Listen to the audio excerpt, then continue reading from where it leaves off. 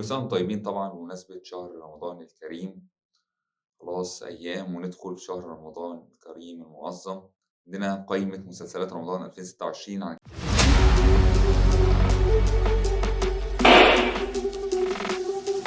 كل سنة وانتم طيبين طبعًا بمناسبة شهر رمضان الكريم، خلاص أيام وندخل شهر رمضان الكريم المعظم. عندنا قايمة مسلسلات رمضان 2026 هنتكلم أول حاجة عن مسلسلات رمضان اللي مكونة من 15 حلقة. عندنا قايمة 29 مسلسل تقريبا. عندنا أول مسلسل صحاب الأرض من بطولة إياد نصار منة شلبي، اتكلم عن غزة والحاجات ديت والحروب وكده. مخرج بيتر ميمي، إخراج مخرج الكبير بيتر ميمي. وعندنا المسلسل اللي بعده عرض وطلب، بطولة سلمى أبو ضيف وعلي صبحي. المسلسل اللي بعده فرصة أخيرة من بطولة طارق لطفي ومحمود حميدة. والمسلسل الرابع معانا كان يا مكان من بطولة ماجد الكدواني وإسراء اللوزي. دي مسلسلات 15 حلقة. معانا كمان مسلسل اللي بعده حكاية نرجس من بطولة ريهام عبد الغفور وحمزة العالي. وعندنا سوا سوا من بطولة أحمد مالك وهدى المفتي. وعندنا النص التاني اللي هو مسلسل كان بطولة أحمد أمين رمضان اللي فات، عمل جزء تاني بطولة أحمد أمين وأسماء أبو اليزيد. وعندنا المتر سمير من بطولة كريم محمود عبد العزيز كمان. وعندنا المسلسل اللي بعده توابع من بطولة ريهام حجاج. ومسلسل الست موناليزا من بطولة مي عمر سوسن بدر. وبيبو من بطولة البلوجر اللي طالع يعني لسه جديد كزبرة. وعندنا نون النسوة من بطولة مي كساب. وعندنا عين سحرية من بطولة عصام عمر وباسم سمرة، مسلسل برضه يعني تحس إن هو ممكن يبقى حصان أسود. وعندنا المصيدة من بطولة حنان مطاوع وخالد سليم. وعندنا اسأل روحك من بطولة أحمد فهمي المطرب وياسمين رئيس. وعندنا كمان مسلسل كلهم بيحبوا مودي من بطولة ياسر جلال النجم الكبير. وعندنا مسلسل مناعة، ده بيتكلم عن البطنية وتجارة المخدرات والسلاح والحاجات ديت من بطولة هند صبري. مسلسل برضه أعتقد هو هيبقى مسلسل هيكسر الدنيا، فإن شاء الله نتفرج عليه ونقيمه في رمضان.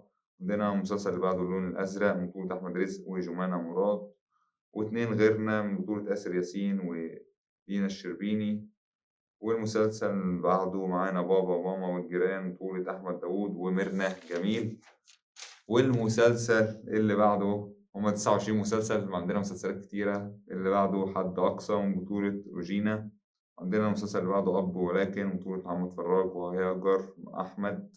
برضه محمد فراج من النجوم الكبار في مصر، فمسلسل أعتقد هيبقى مسلسل قوي. وهي كيمياء المسلسل اللي بعده من بطولة مصطفى غريب النجم الكوميديا ومحمد دياب المطرب دياب. وعندنا قطر صغنطوط من بطولة النجم محمد رجب. وأخيرا هنتكلم، دي كده خلصنا مسلسلات ال15 حلقة.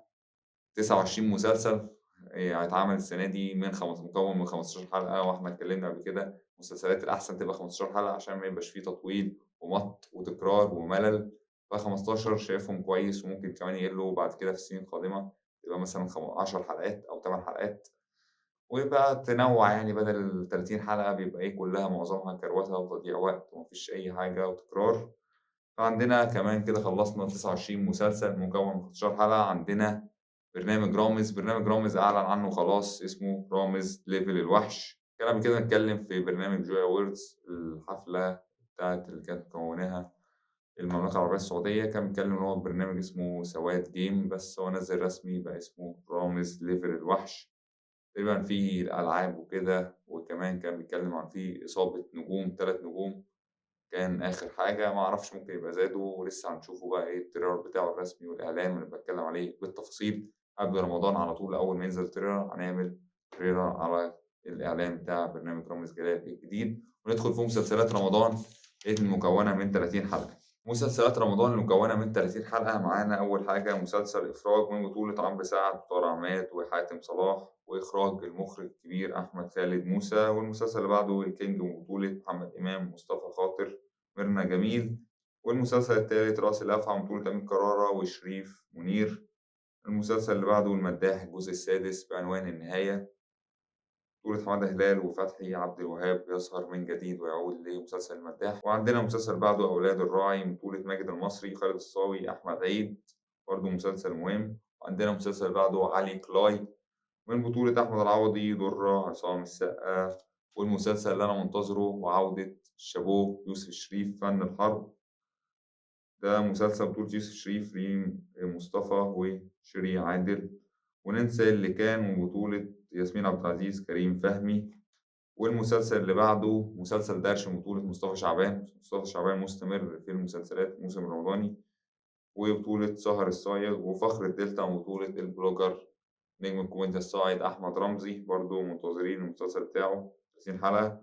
وأخيرا على قد الحياة، على قد الحياة، من بطولة نيللي كريم وشريف سلامة. دي مسلسلات رمضان المكونة من 30 حلقة، في انتظار طبعا أهم مسلسل بالنسبة لي هيبقى مسلسل فن الحرب، من بطولة يوسف الشريف. عودة يوسف الشريف بعد غياب من 5 سنين، كان منقطع عن السينما والدراما مسلسلات رمضان. وعندنا فخر الدلتا برضه منتظره، شوف أحمد رمزي هيعمل إيه ويقدم كوميديا إزاي. ومسلسل درش برضه بتاع مصطفى شعبان. فدي أغلب المسلسلات. وعندنا مسلسل إفراج ومسلسل الكينج، أعتقد دولت هينافسوا بعض. إفراج والكينج الاتنين هينافسوا، لأنهم من بطولة نجمين، عندك محمد إمام وعندك عمرو سعد. أعتقد هينافسوا. والمداح مستمر في تقديم الناس اللي كانت متابعة المداح من أول جزء. معاهم الجزء السادس، معرفش ده الجزء الأخير ولا لسه ممكن يكملوا أجزاء تانية، بس هما كاتبين النهاية. في انتظار. دي كانت كل قائمة مسلسلات رمضان. اكتب لنا في الكومنتات تتوقع مين هيبقى أفضل مسلسل في رمضان من وجهة نظرك، وهتتابع إيه وجهة نظرك. طبعا معاكم، وزي ما انتوا عارفين احنا هنبقى في رمضان هنغطي كل حاجة بالتفاصيل أول بأول. انتظروا برنامج رمضان إن شاء الله نكسر الدنيا. بس كل سنة وانتم طيبين، رمضان كريم. الأمة العربية والإسلامية أجمعين. سلام.